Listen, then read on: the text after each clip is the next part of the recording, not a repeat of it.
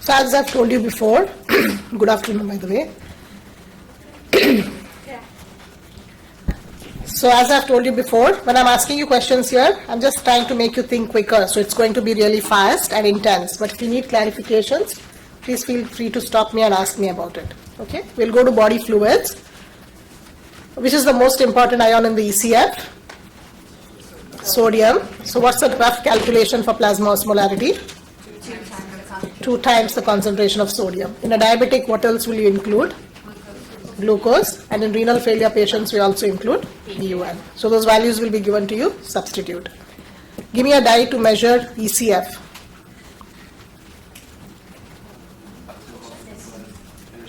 Sins or miss, whatever works for you. Mannitol, inulin, sucrose, sodium. Plasma volume. What does not leave plasma? So that will help you to remember. Albumin. So radioactive albumin and Evans blue. Total body water. Isotopes of hydrogen. Deuterium oxide, appreciated water, antipyrine. And what can easily cross through all the membranes and go everywhere? Urea. So these are for total body water. Give me the formula for ICF. ICF is part of which compartment? Total body. So total body minus ECF. Interstitial is a part of which compartment? ECF. So interstitial would be ECF minus plasma volume. So accordingly, you will have to choose a pair of dye. So for ICF, give me a combination of dye. Total body water and one for ECF. So what's the combination? Deuterium oxide urea and sodium or sucrose, whatever. Same thing with ECF and plasma. You'll need one for ECF, say the inulin, and plasma volume would be Evans blue. So let me turn this on. Yes. So now let's move to the Arrhenius diagram, where we have the different compartments and we'll talk about disturbance. I'm just going to randomize it, not go in an order as such.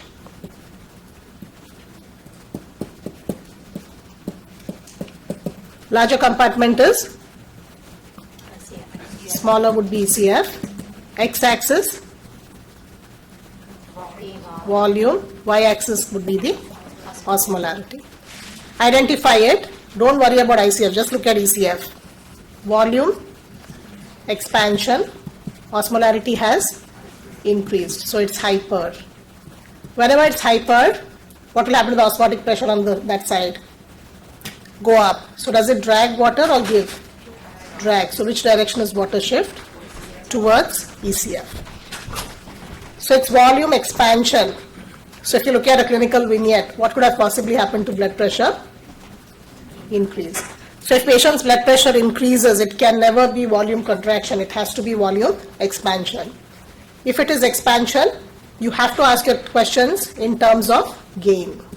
Person gain. So did he gain water? Yes. Did he gain salt? Yes. So what type of fluid did they gain? Both salt and water. So hypertonic. Which hormone will you associate if it's both salt and water? Aldosterone is high. Name the disease. Conn syndrome. Since they are gaining salt and water, on a day-to-day basis, when can this happen? Without an actual disease. Eating salty food along with water. You feel thirsty, so salt and water retention. Or simply gain in hypertonic or infusion of hypertonic saline. Next.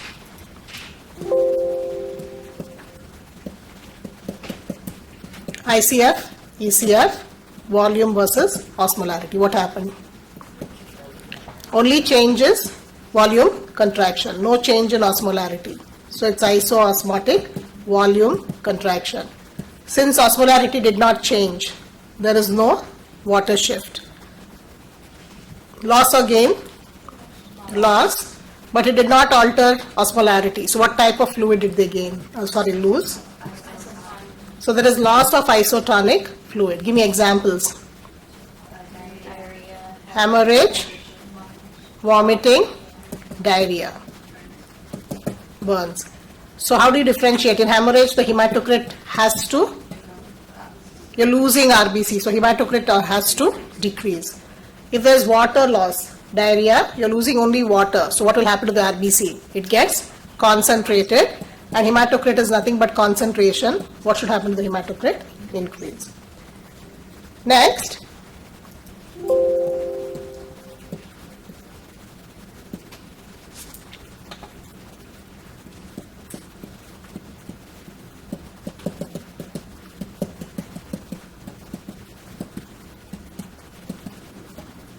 what type of disturbance? Just look at ECF. Contraction. What type? Hypoosmotic, volume, contraction. Person, the ECF osmolarity has decreased. Can it drag water? No. So which direction should water go? Towards the ICF, and that's why the ICF volume will increase, osmolarity decreases, and the whole purpose of water shift is to match with that of ECF. Then ask you a question, should it be in terms of loss or gain? Contractions, no, so loss. Did this person lose water? Yes. Did he lose salt? Yes. Osmolarity has decreased. So did they lose salt? Osmolarity has decreased. So they lost water and salt. So what type of fluid did they lose? Hypertonic. So again, both salt and water loss. Which hormone you associate with? High or low? Disease? Addison's. So they're losing both salt and water. So that could be aldosterone deficiency, Addison's. Next.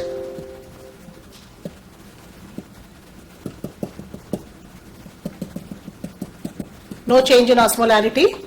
That means what type of a disturbance? Isoosmotic, volume, expansion. No water shift.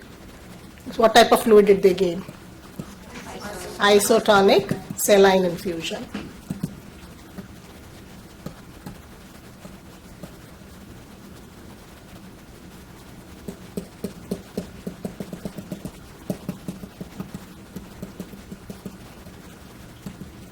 So what happened here? What type of disturbance?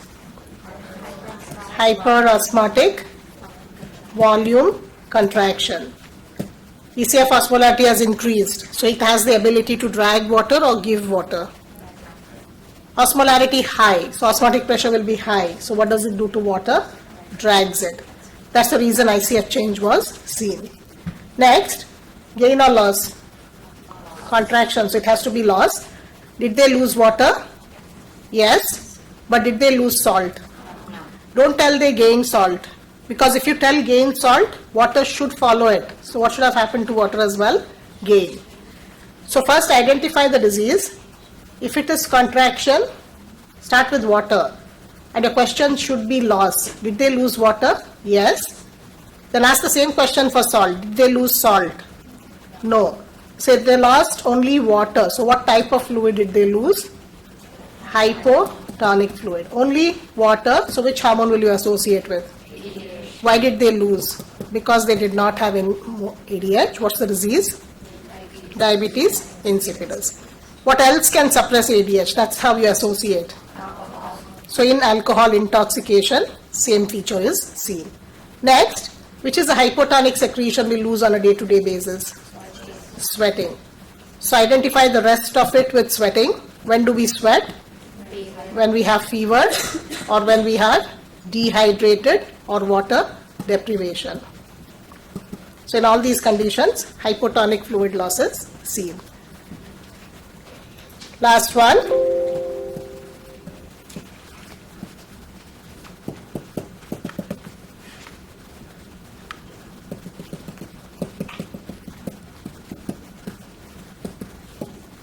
What type of disturbance? Hypoosmotic, volume, expansion. So again, osmolarity of the ECF has dropped. So what is the tendency for water? Can it drag water? No. So which direction is water moving? Towards ICF. So that both the osmolarity will reach equilibrium. Now ask yourself in terms of expansion, no? So in terms of gain, did they gain water? Yes. But did they gain salt?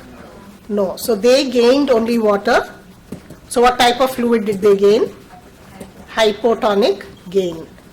An example is only water. So which hormone will you associate with? ADH. Excess, what's the disease? SIADH. What's an ectopic cause for it? Oat cell carcinoma. So sometimes they might not tell you it's SIADH. They tell patient has oat cell carcinoma coming with high blood pressure. Then you have to think of hypoosmotic volume expansion. What else is a hypotonic fluid we take on a day-to-day basis? Water. So if you are drinking too much tap water, and what do you call that drinking water without any apparent cause as? Psychogenic polydipsia. We did all right? Okay, so that concludes body fluids. Any questions? So without the diagram, if I tell cons, what's cons? Increased aldosterone. So what will happen to salt and water? Gain. So hyperosmotic volume expansion. Diabetes insipidus. Lack of ADH. You're losing only water. So what's happening to the volume? Contraction. Because we lost only water, what will happen to the osmolarity? Increase. Next, if we talk about dehydration, so what's happening here? A person is not drinking water, but they continue to lose water in the form of sweat. Sweat is hypotonic. So when you lose hypotonic water, ECF volume will contract, but what will happen to the osmolarity? Increase. So that's why randomly if they pick you some scenario and they ask you about it, you will be able to answer. Electrophysiology at RMP versus at equilibrium. You have to draw the electrical and chemical gradients for the following ions.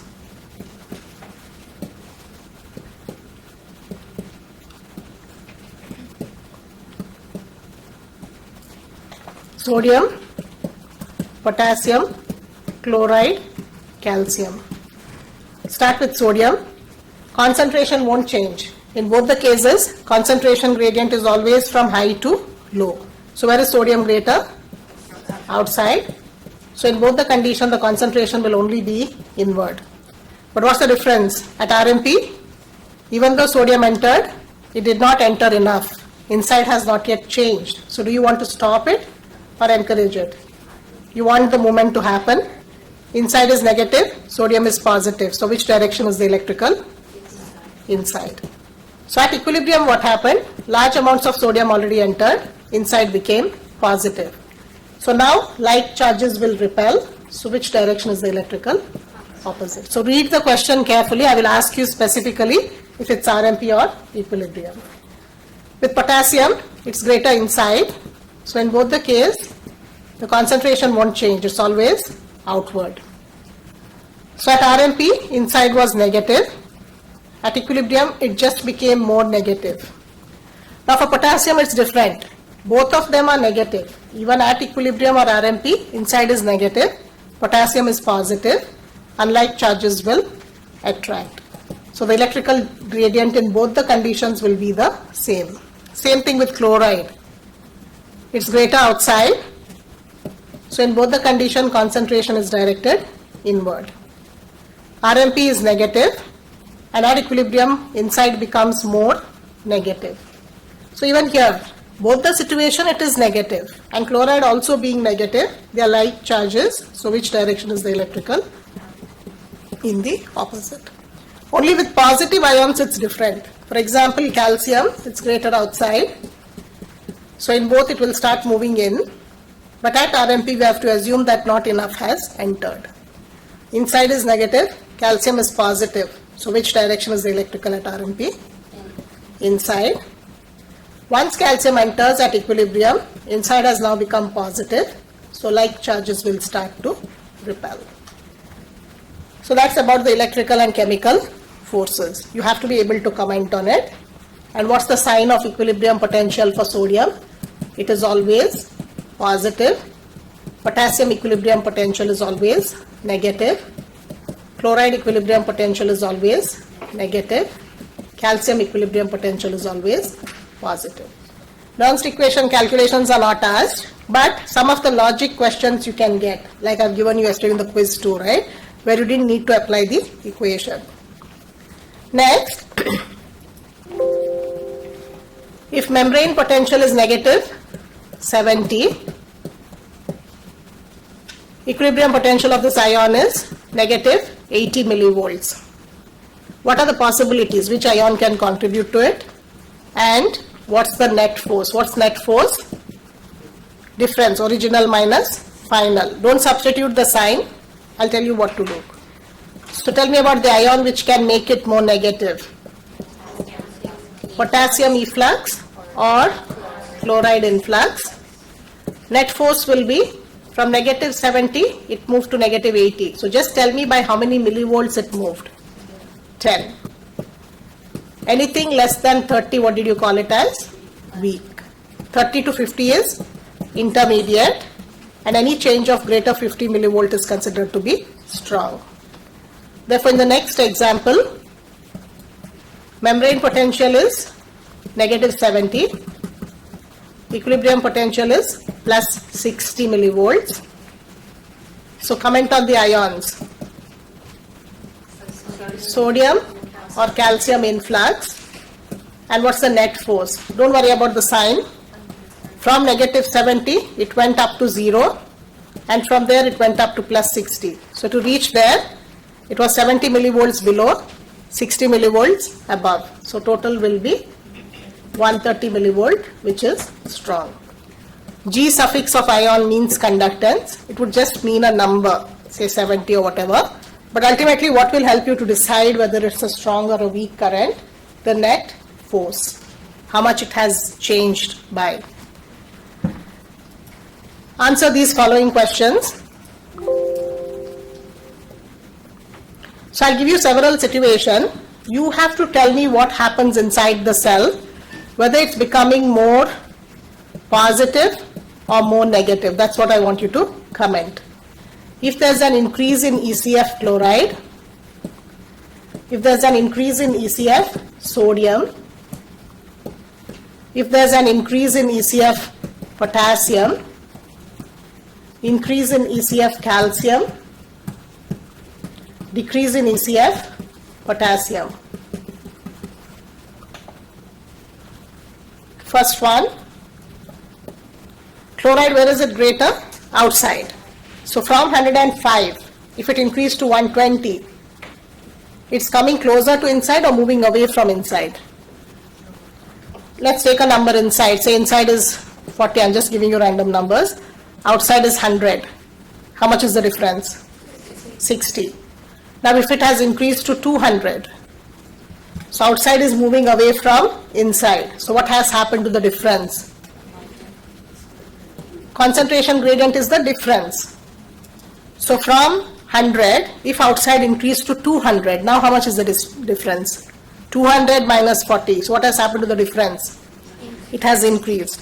So whenever the ion is greater outside, if it increases still more, what happened to the concentration gradient? Increased. Therefore, what will happen to diffusion? Increase. And which direction will chloride diffuse? Chloride is greater outside, right? So which direction will it enter? Inside. So what will happen to the inside of the cell? More negative. Are you getting what I'm trying to say? Second one, if sodium outside increases, sodium is always greater outside, but when outside increases still more, what happened to the concentration gradient again? Increased. So when outside increases, the concentration gradient has increased. So what will happen to the diffusion as well? Increase. Which direction will it diffuse? Inside. So what will happen to the inside of the cell? Good. If potassium outside has increased, potassium is a bit different because it's greater in the ICF. So if outside increases, it's coming closer to 120. This is different because the other two what we described, inside was less. So if outside increases, it's moving away from the inside. So that's why the gradient increased. Here, because inside is more, what will happen when potassium increases from 4 to 40? It's coming closer to 120. So what's happening to the concentration gradient? Decrease. Therefore, what will happen to potassium efflux? Decrease. So what will happen to inside of the cell? More negative, less negative. Less potassium is leaving. So inside becomes less negative. What do you call it as? Depolarized state. If calcium in the ECF, again calcium is greater in the ECF. So if you are further increasing it, it's moving further away. So what happens to the concentration gradient? Increases. More and more of calcium will enter. So what happens to the inside? More positive. If potassium different, because potassium is greater inside, so what will happen if the ECF potassium decreases? Say it decreases to 2. It's going away from 120. So what happened to the concentration gradient? Increased. Therefore, what will happen to potassium efflux? Increase. Therefore, what will happen to the inside? More negative. And what do you call it as? Hyperpolarized state. That's about the different ionic conductances. Okay? So at rest, inside of the cell is negative 70 millivolts, neuronal cell, because all the voltage gated channels are closed, and the only channel which is open would be the leaky potassium channel, through which potassium leaks out and gives rise to a potential negative inside. What makes it sure that even though potassium is leaking, it's always greater inside the cell? Because if it's leaking, it should have become more outside after some time. Then it will start entering inside. Does that ever happen? No. So which pump is responsible for maintaining potassium greater in, sodium greater out? That would be your sodium potassium ATPase pump, which is required for integrity of this functioning of the leaky potassium channels. So if I give you a blocker to the leaky channel is given, hypothetically, a drug is given which somehow causes some alteration and the leaky channel fails to work. So then what should happen to the RMP? Will it be negative 70? No. It will be less or more. You're blocking it. So it will be less negative. At RMP, if you give a sodium channel blocker, what will happen to the RMP? Yes? It won't change because already the sodium gate is closed. So even if you give a blocker, will it affect it? So if I tell you sodium channel blocker, that's fine because already the sodium gate is closed. It does not contribute as such. So there will not be any change. It will remain at negative 70. What if I tell it's negative 70, right, RMP? But what if I tell you there's an increased sodium conductance?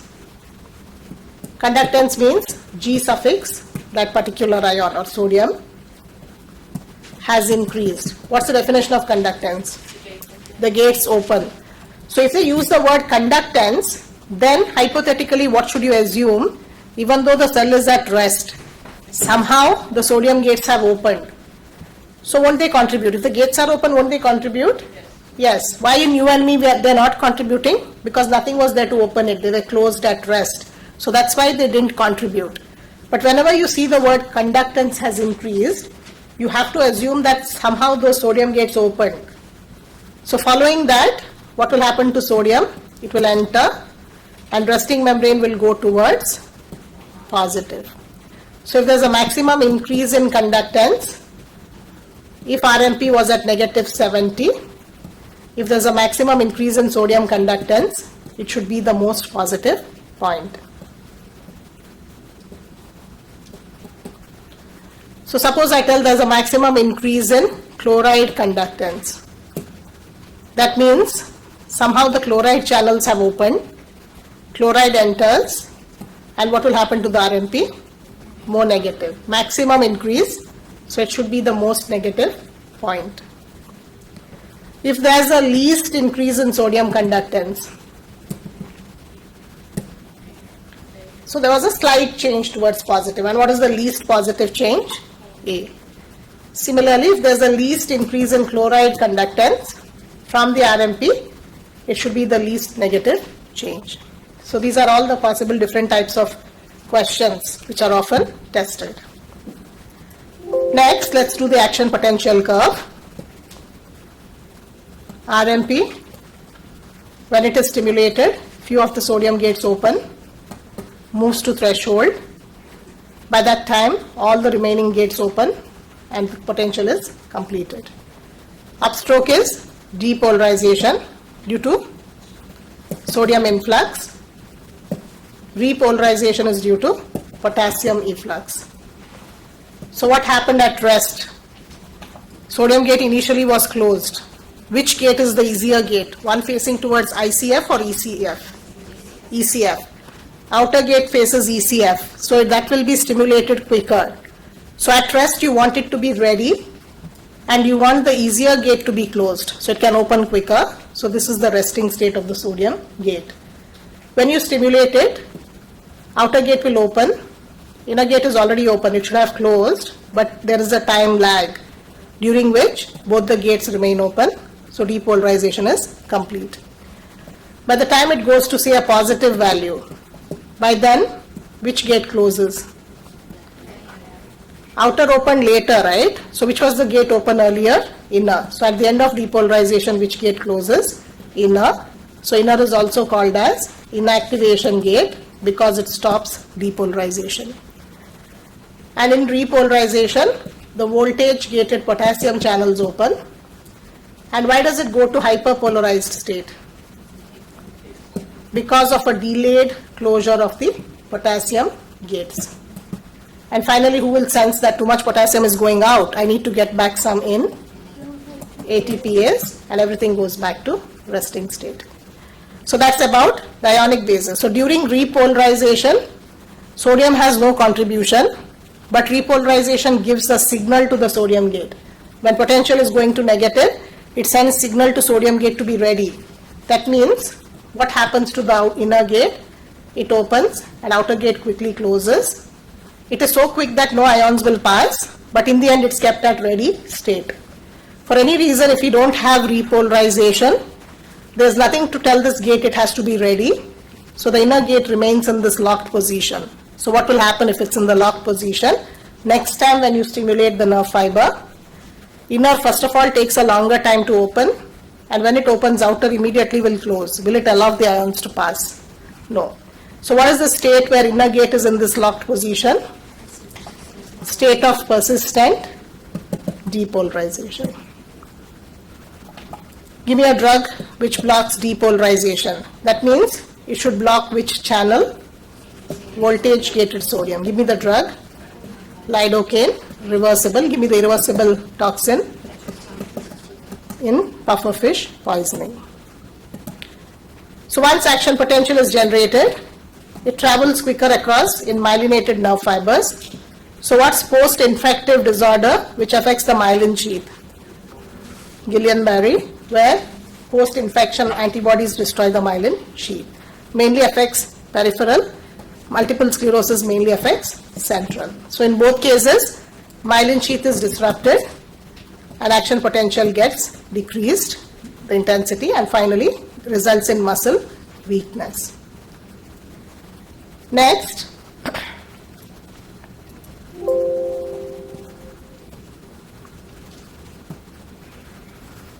depolarization to 1/3 of repolarization. This time interval represents absolute refractory period. That means it's absolutely refractory. Even if you give a stronger stimulus, you don't get a second action potential. Why? Because the gates open and by the end of depolarization, inner gate has already closed. So if you stimulate it immediately, it needs time to recover, so nothing will happen. What happens in the latter part? It's still refractory. That means with normal stimulus, nothing happens. But if you give a stronger stimulus, you do get a second potential. Why? If you look at the second part, most of it is away from the threshold. And you know that if your membrane is away from the threshold, it's difficult to excite it. So that's why you need a stronger stimulus. And by then, some of the sodium gates would have gone to recovery stage. So that's why with a stronger stimulus, you get a response. Hyperkalemia versus hypokalemia. Comment on the following. Start with the cause. What happens to the ECF potassium? What happens to the gradient? Because of that, what happens to potassium efflux? How does that affect RMP? What's its influence on action potential? And eventually both of them give rise to muscle weakness. So both of them are not good. Start with hyper. Outside has increased. That means it's coming closer to inside. Therefore, what happened to the gradient? Decreased. Obviously, diffusion will decrease. RMP will be less negative, depolarized state. So depolarization may happen quicker, but don't forget, at the end of it, what happened to the sodium gate? It will close. So after that, what happens to the repolarization phase? Because efflux is less, repolarization phase gets delayed, due to which sodium gate remains in this state. So what is there? Persistent depolarization. Not prolonged depolarization. Gates have closed. Persistent depolarization means inner gate has closed and it has not yet opened. That's why what will happen to the next action potential? It will take longer and that results in muscle weakness. Hypo, outside has decreased. That means it's going away from 120. Gradient has increased. Efflux has increased. RMP becomes more negative. It goes to hyperpolarized state, which is away from the threshold. So what will happen again to action potential? It gets delayed and that results in muscle weakness. So that concludes electrophysiology. Muscle, nerve, neuromuscular transmission. Okay.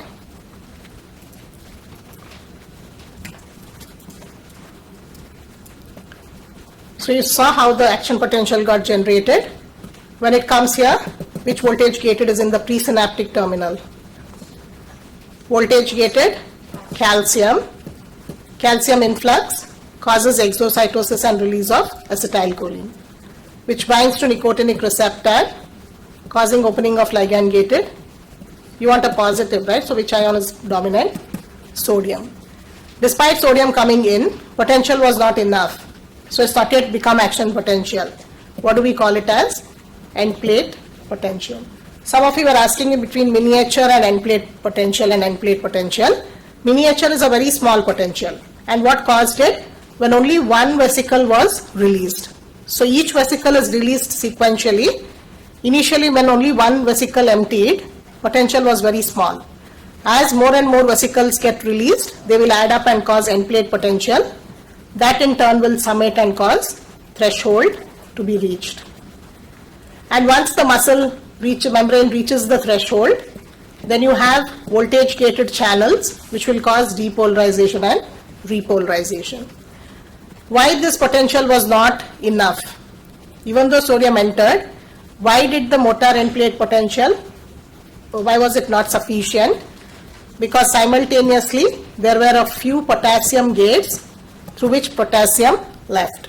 So because sodium entered, few potassium left, potential generated was not very positive, and that's taken care of by summation.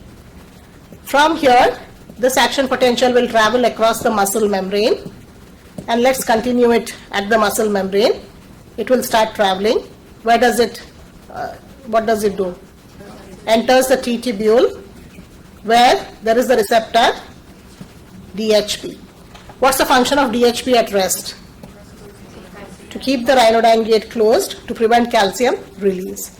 Arrival of action potential causes conformational change and DHP moves away and the rhinodyne gate will open.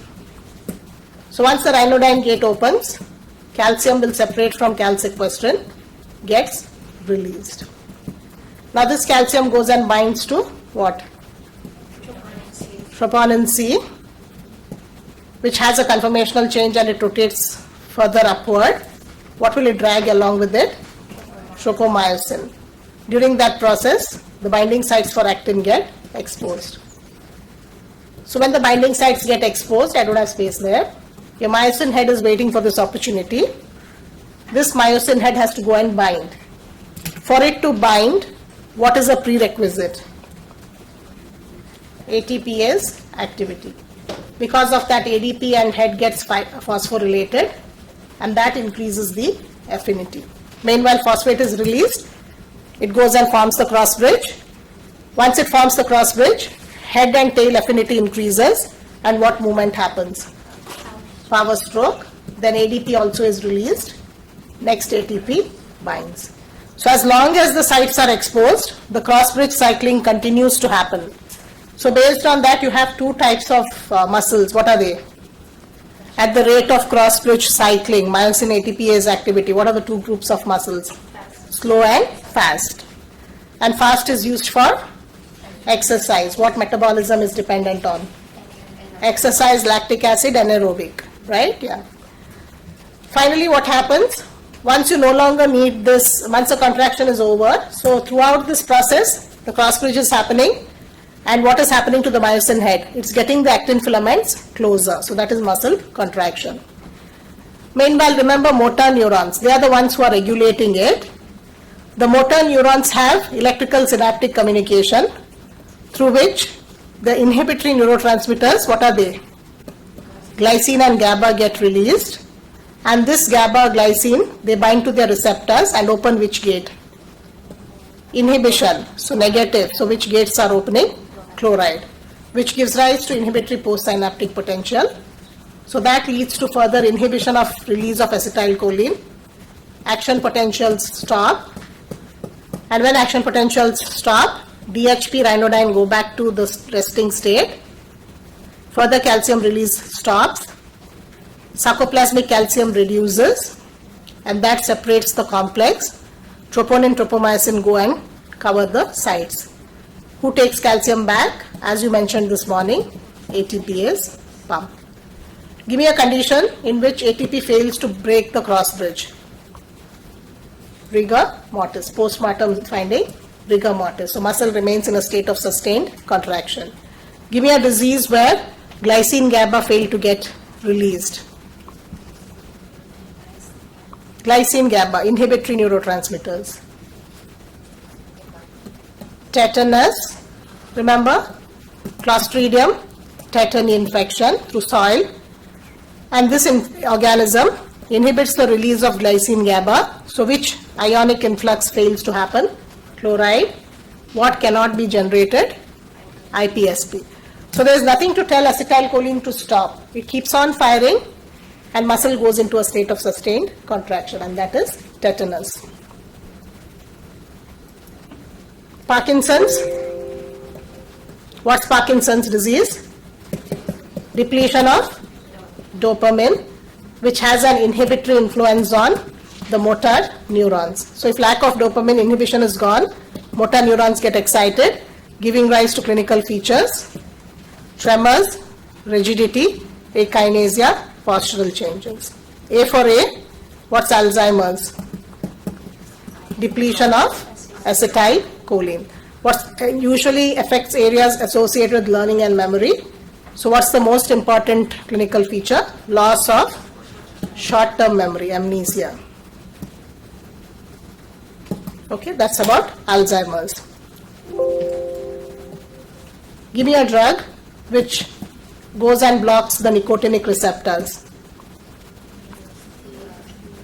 It belongs to the class of curare. So what's the drug? DTC, D-tubocurarine, used as skeletal muscle relaxant. Give me a toxin which does the same thing. Alpha Bungaro, found in crate venom. Give me a disease which generates antibodies blocking nicotinic receptors. Myasthenia gravis. So what are the clinical features? Weakness, ptosis, facial involvement, muscle weakness, etc. So how will you treat it? By prolonging the life of acetylcholine in the cleft. How can you prolong acetylcholine in the cleft? By inhibiting the cholinesterase. Drugs would be neostigmine and pyridostigmine. Give me a drug which blocks the exocytosis of acetylcholine. Botulinum toxin, Botox. Give me a disease which blocks the voltage gated calcium. Lambert-Eaton, associated with Oat cell carcinoma. So in Oat cell, either they can come with volume disturbance, blood pressure, urine changes, or they can come with muscle weakness because this is a paraneoplastic tumor secreting either antibodies or ADH, but both won't get secreted at the same time. It only one is getting expressed in dominance. After that, muscle, are you okay with contraction? I already did. Isotonic, isometric, are you okay? Quickly, give me example for isometric. Iso same, meter length, no change in length. Give me an example. Standing or pushing. Is there work done? Why? No work done? Because my muscle force and the load are equal and opposite. Isotonic is same load, but length changes. That means lifting weight, walking, running. Is there work done? Work is done. Why? My muscle force is stronger than the load. So I'm able to overcome that load. Active tension is seen in a muscle which is contracting. Therefore, it's directly proportional to cross bridge and calcium. Passive tension is seen in a muscle which is not contracting. So it's directly proportional to the recoiling force. And how is the recoiling force generated? By stretch. And what's the load stretching it at rest? Preload. So higher preload, greater the stretch, greater the recoiling force, greater the passive. Total is sum of active and passive. So if you have to draw the graph, your passive tension will start from resting length of 2.2 micrometer. With every degree of stretch, the passive tension increases. So this graph here is the passive tension, where you have length on the x, tension on the y. At resting length, which is the tension which is maximum? Active. When you decrease the length below 2.2, active tension drops. If you stretch the muscle above 2.2, active tension drops. Till at one point there is no longer any overlap. So why did it decrease when the length was less? When you cut the muscle from origin insertion, it recoiled. During recoil, what happened to the actin filament? It was overcrowded. Therefore, what happened to cross bridge formation? Decreased. When you stretched, you took the actin away. It was so far away that what happened to probability of cross bridge? Decreased. So maximum cross bridge was seen at resting length because of optimal overlap.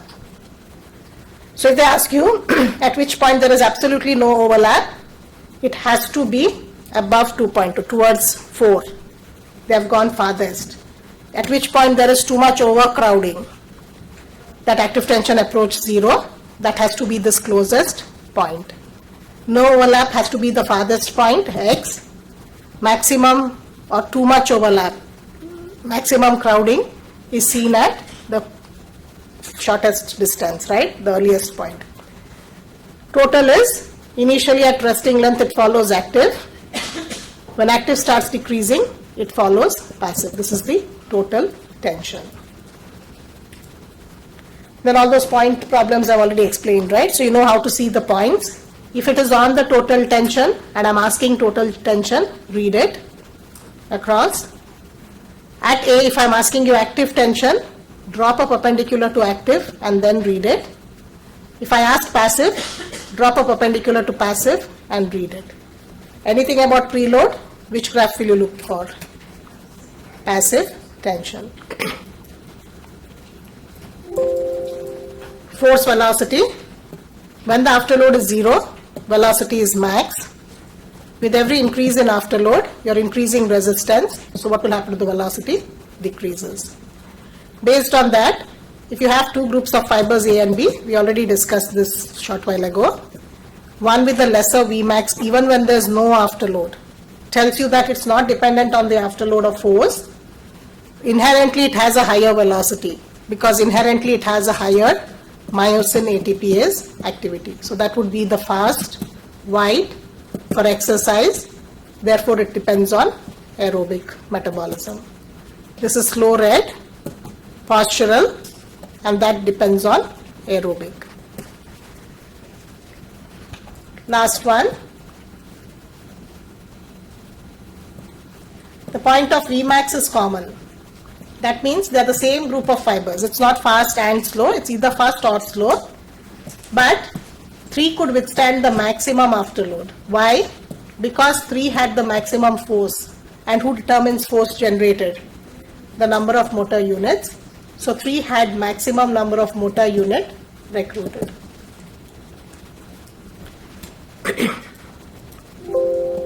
Smooth muscle has a poorly developed sarcoplasmic reticulum.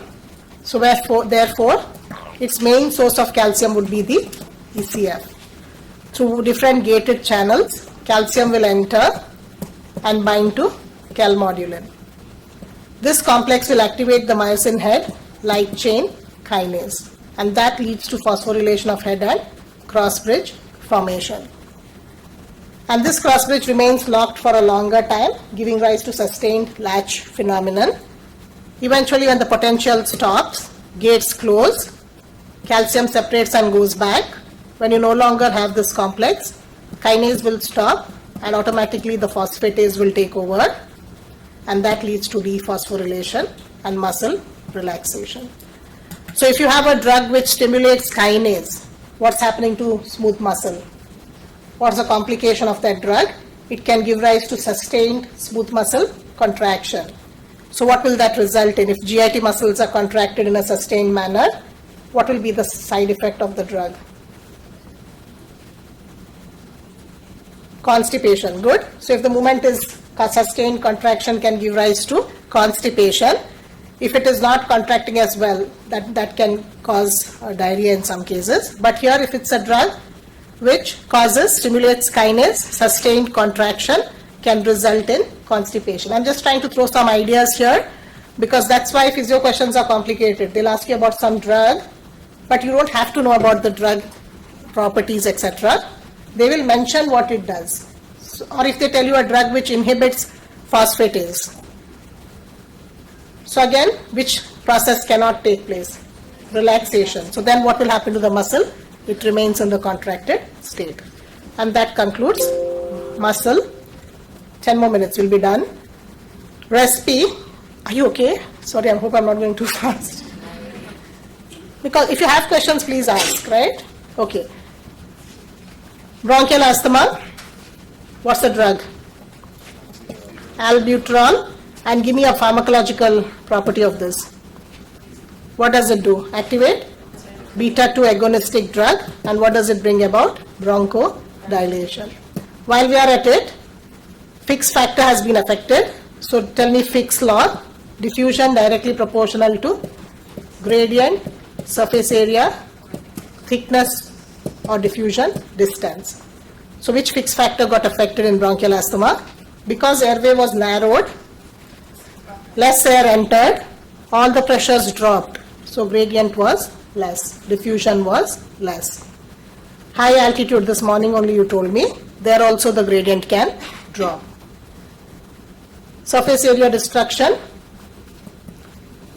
emphysema. Because alpha-1 antitrypsin is deficient, elastase will keep on breaking down the elastic tissue, recoiling force will be less, leading to alveolar rupture. In both these cases, in asthma there's less air entering, and in emphysema the recoiling force is lost. So in both these cases, what will happen to the intraalveolar pressure? Related to what I did later. So if there is less air, less collision, so what will happen to the intraalveolar pressure? Decrease.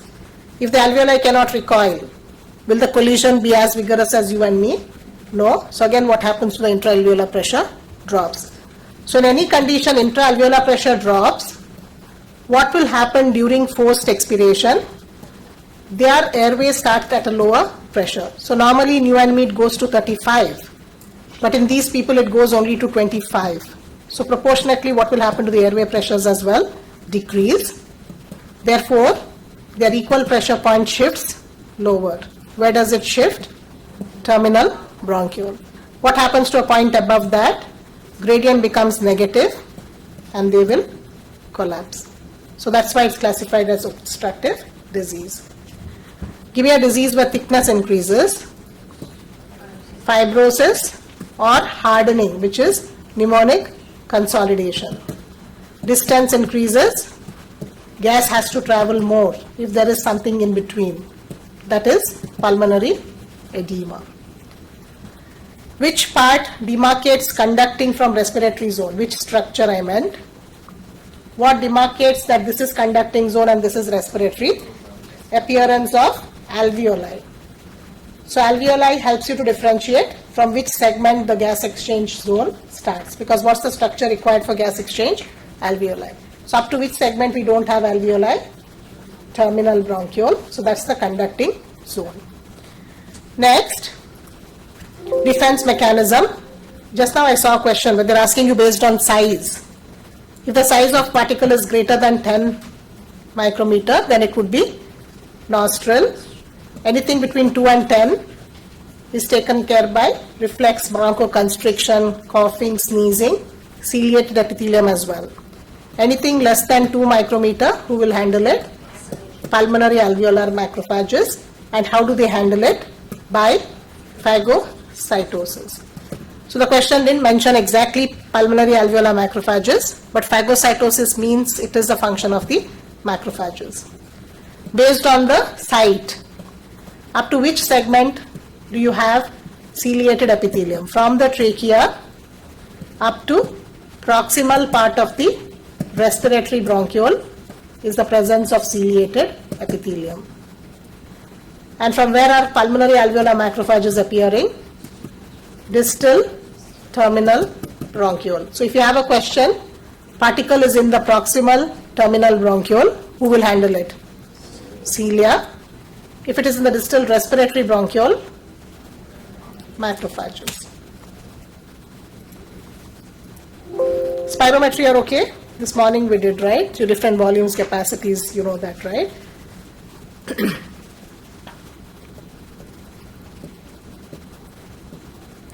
So with our knowledge today, give me a condition where residual volume increases.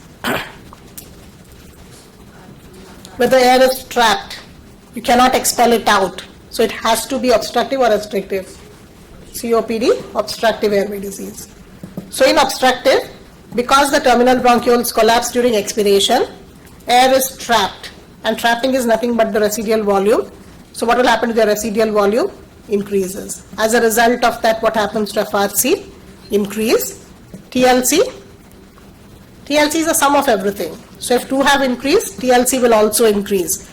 We're very tempted to tell it's good because if total lung capacity is good, higher, you tend to think it is good. But is it good? The lung capacity has increased, but most of it is the residual volume and the old air. Therefore, what will happen to new air entry? Not happening. Like the balloon, already it's 75% expanded. So how much more new air can enter? Only 25%, which is not enough. So that's why it's a disease. Okay? Sorry, yes? You're good. So on a situation like that, would your ERC go down? ERV, yes. But is it not as negligible? ERV drop is much lesser than RV increase. The RV, her question is good. That's a good question. So FRC is sum of ERV and RV. So she's asking if residual volume is high, that means they're not expiring as much. So what should have happened to the expiratory residual volume? It should have dropped, but they're not proportionate. If it was proportionate, then yes, there wouldn't have been a change. But the increase in RV is much greater than the drop in ERV. So that's why I didn't mention about this, because ultimately I want you to remember what happens to FRC increase. And that's why exactly, because the lungs FRC and all is increased, chest wall will protrude forward, and the increased FRC will explain the concept of barrel-shaped chest wall deformity. Sometimes in questions they may not mention it with that term, rather which diameter is more? Anterior. They might just tell patient has a higher anterior-posterior diameter of the chest wall. So you have to assume it is barrel-shaped deformity. And how do they cope up with this? By doing pursed lip breathing. Breathing cycle, how is it? Do you remember the equations? Give me a physiologic dead space equation. It depends on air entering. So what is that? Tidal volume times initial carbon dioxide is in the blood or alveoli, because both are the same at equilibrium. Final carbon dioxide should be expired, divided by Initial can either be alveolar or arterial CO2. If expired CO2 is good, then what has happened to the dead space? So ask yourself, more of carbon dioxide is exhaled. It was a good gas exchange. That means what happened to wasted ventilation? It was less. If you are not expiring enough, that means you did not exchange as well. So most of it was wasted. Dead space had increased. If they tell you a person comes with pulmonary embolism, which is a free-flowing blood clot, which is completely occluding the pulmonary capillaries. I'm going to talk about it later, but with your knowledge, you should be able to comment on this. So what will happen to the air which enters the alveoli? If there is no blood, the other medium is not there, to whom will it give oxygen? Nobody. So this air gets wasted, so it contributes to the alveolar dead space.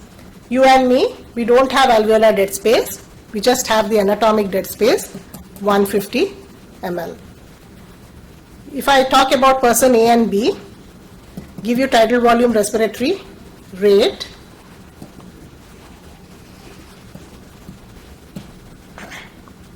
(450 ml) and here 200 ml, 10 per minute, 20 per minute. I'll ask you on comment on gas values. How will you comment? To comment on gas values, you have to know how much of air reached the alveoli, and which equation will help you to tell that. The rate of alveolar ventilation.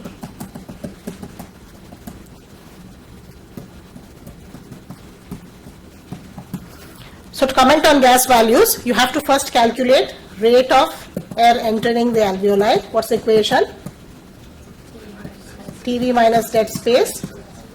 Air going in and out is TV. You have to subtract dead space because it's not no alveoli there.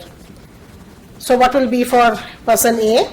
450 minus 150 would be 300 times 10 would be 3000 ml per minute. Person B, 200 minus 150 is 50 times 2 will be 1000 ml. One who has greater air has better ventilation. So now randomly answer, who has higher oxygen? A. Who has lower oxygen? B. Who has greater H plus? The one who has greater CO2. How will you remember this? CO2 generates carbonic acid. So relate CO2 with acid. H plus is acid. So who will have greater H plus? One who has greater CO2. B. Increased pH is alkaline pH. That means acid is less, CO2 is less. Who is that? A. Higher CO2? B. Lower CO2? A. Decreased H plus? Decreased CO2? A. Acidic pH? Increased CO2? B.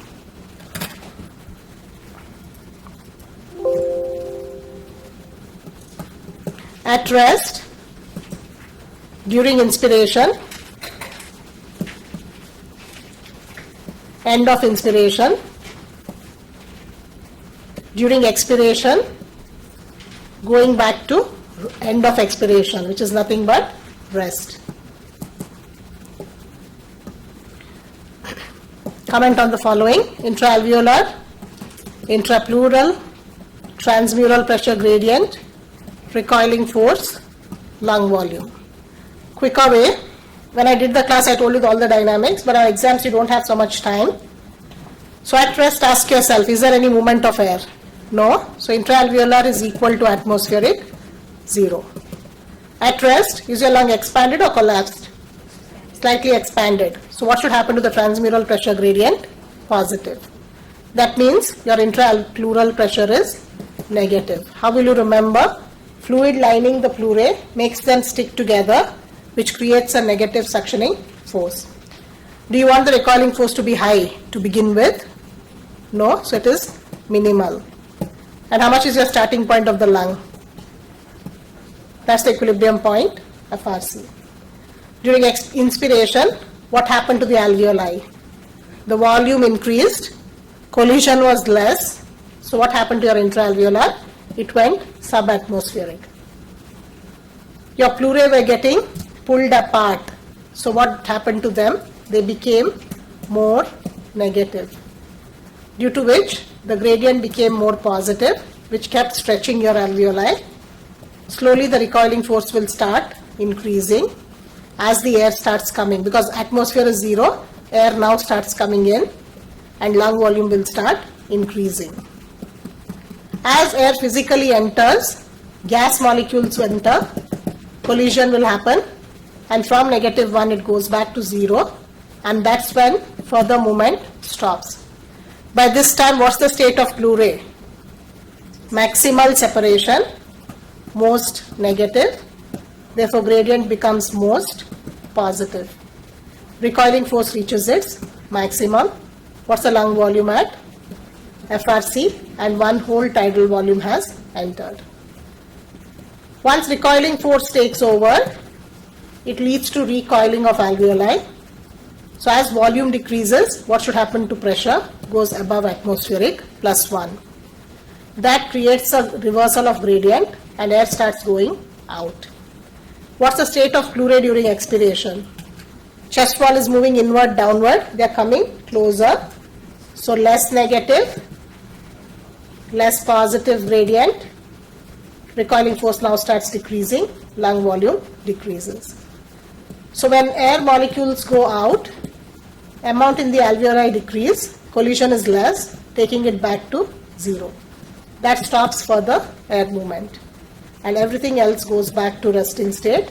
Your lung volume goes back to FRC. Tidal volume entered, tidal volume left. During normal expiration,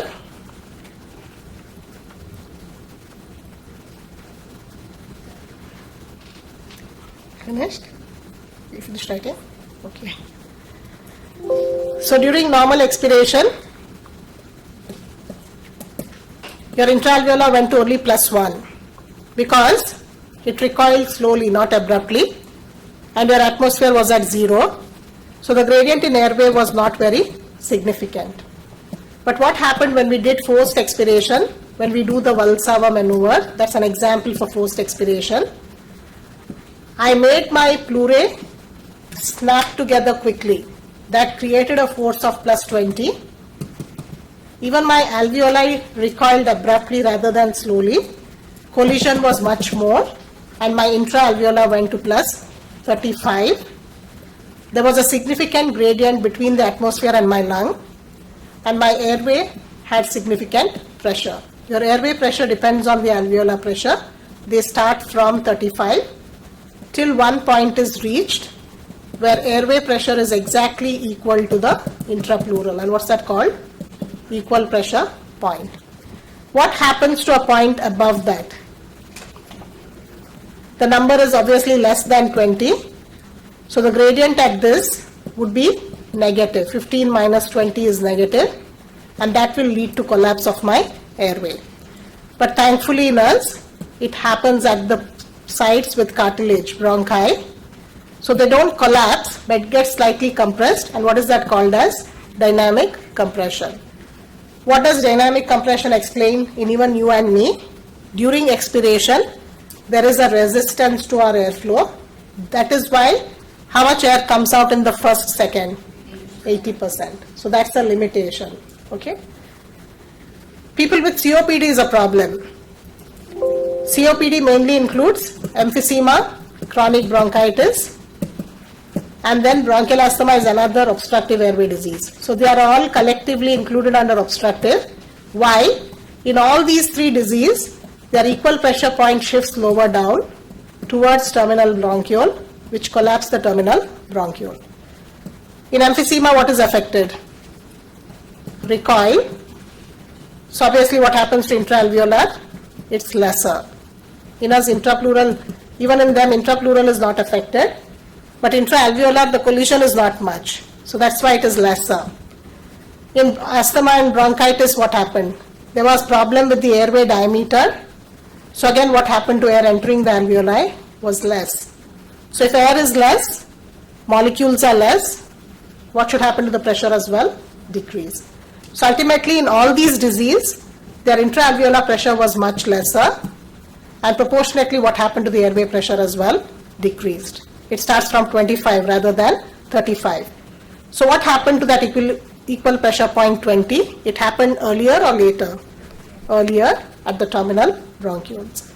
And when the gradient became negative, they could not resist it and they collapsed. And that explains why they have a higher residual volume and FRC.